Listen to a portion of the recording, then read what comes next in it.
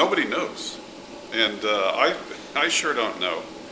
And I think anybody who claims that they know what this is going to look like in 5 years or 10 years, maybe even 1 year, is probably lying to you.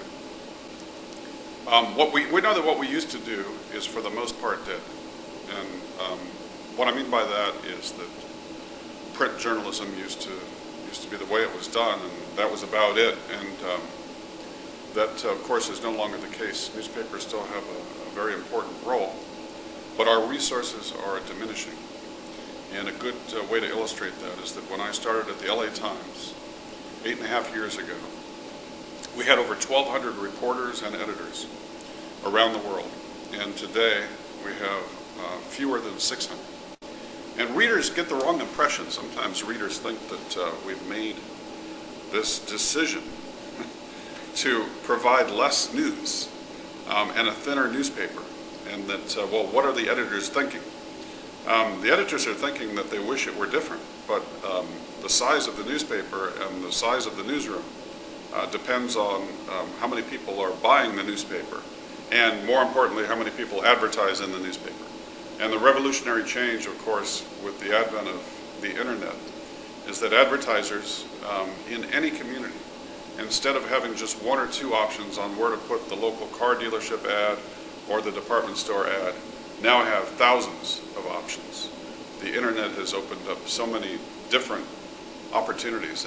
One little irony here is that as we figure out how to stay in business, the number of our readers has multiplied tremendously, because when you count the internet visitors, we're getting millions of people in a month who come to take a look at the LA Times.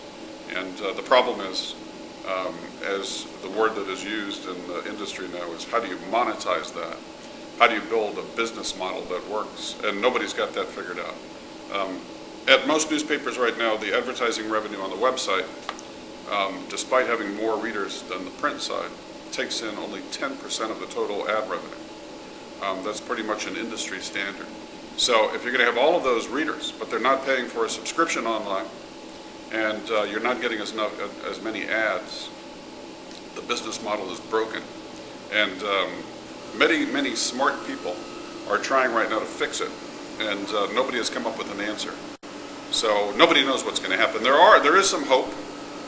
There are reasons to stick with journalism for anybody who's interested in a career there. It's that storytelling, whatever the format, is always going to be an important part of national discourse and the local conversation. We're always going to need people to go out and find interesting folks to write about and to examine public policy issues and to keep readers well informed so they can make intelligent choices about their representation.